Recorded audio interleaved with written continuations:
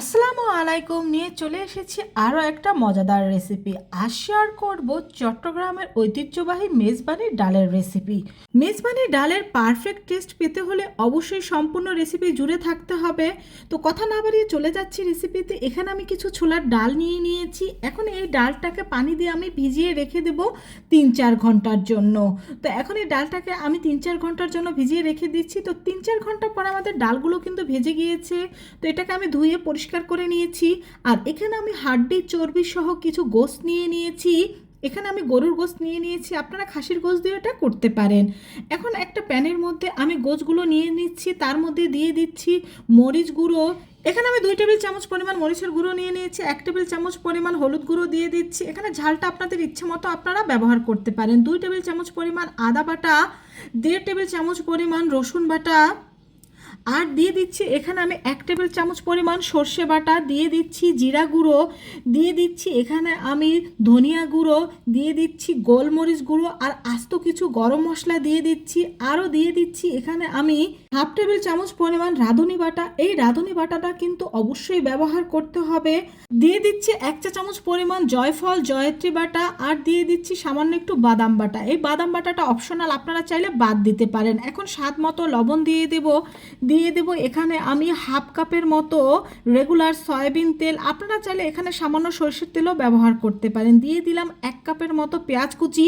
এখন এই সব উপকরণের সাথে এই গোশতটাকে আমি ভালোভাবে মিশিয়ে নেব। অন্তত পক্ষে 15 থেকে 20 মিনিটের মতো সময় নিয়ে এটাকে ভালোভাবে মিশিয়ে নিতে হবে। তো এটাকে আমি ভালোভাবে মিশিয়ে এখন এটাকে চুলায় বসিয়ে দেব। তো চুলায় বসিয়ে দেওয়ার পর এখন এটাকে আমি 4-5 মিনিট ভালোভাবে কষিয়ে নেব। আর 4-5 মিনিট কষিয়ে নেওয়ার পর দেখতেই পাচ্ছেন এর থেকে কিন্তু অনেকটা পানি বের হয়েছে। এখন এটাকে আমি ঢাকনা দিয়ে ঢেকে দেব। আর ঢাকনা দিয়ে ঢেকে দেওয়ার পর কিন্তু এর থেকে আরও প্রচুর পরিমাণে পানি বের হবে।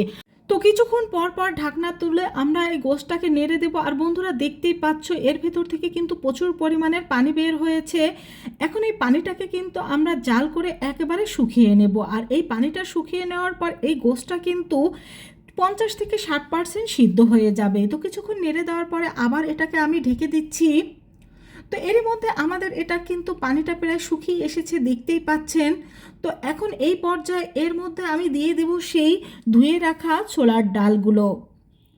তো ছোলার ডালটা আমি এখন এর মধ্যে দিয়ে দিচ্ছি, আর দিয়ে দিচ্ছি কিছু আস্ত কাঁচামরিচ। এখন এই ছোলার ডালটাকেও আমি এর সাথে 3-4 মিনিট ভালোভাবে কষিয়ে নিচ্ছি। তো 3-4 মিনিট ভালোভাবে এটাকে কষিয়ে নেওয়ার পরে এখন এর মধ্যে আমি দিয়ে দেব পরিমাণ মতো গরম পানি। এখানে অবশ্যই গরম পানিটা ব্যবহার করবেন। আর এখানে পানির পরিমাণটা আপনারা বুঝে ব্যবহার করবেন, কারণ অনেক সময় এই গোশতটা সিদ্ধ হতে বা ডালটা সিদ্ধ হতে পানি কম বেশি লাগতে পারে। তো কিছুক্ষণ পর পরে কিন্তু অবশ্যই ঢাকনাটা তুলে নেড়ে দিতে হবে, কারণ এখানে ডাল রয়েছে। আর ডালটা সিদ্ধ হওয়ার পরে কিন্তু তলাটা পোড়া লাগতে পারে, এজন্য কিছুক্ষণ পর পর ঢাকনাটা তুলে এটাকে অবশ্যই নেড়ে দিতে হবে। তো আমাদের এখানে পানিটা কিন্তু 3 ভাগের 2 ভাগ অলরেডি টেনে গিয়েছে। আর ডালটা কিন্তু কিছুটা এখন আস্ত আস্ত রয়েছে, এজন্য এখন চুলার হিট লোতে রেখে আমি এটাকে ঢেকে চুলার হিট মিডিয়াম 10 মিনিটের মতো রেখে দেব।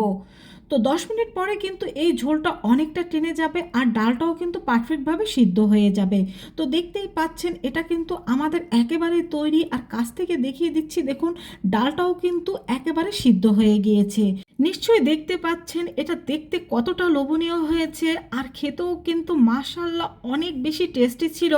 তো এখন এটা চুলা থেকে নামিয়ে তোমাদের সার্ভ করে দেখিয়ে দিচ্ছি। আর তোমরা যদি হুবহু এই সব মশলা দিয়ে এটাকে তৈরি করে নিতে পারো, একেবারে চট্টগ্রামের মেজবানি ডালের স্বাদেই পাবে।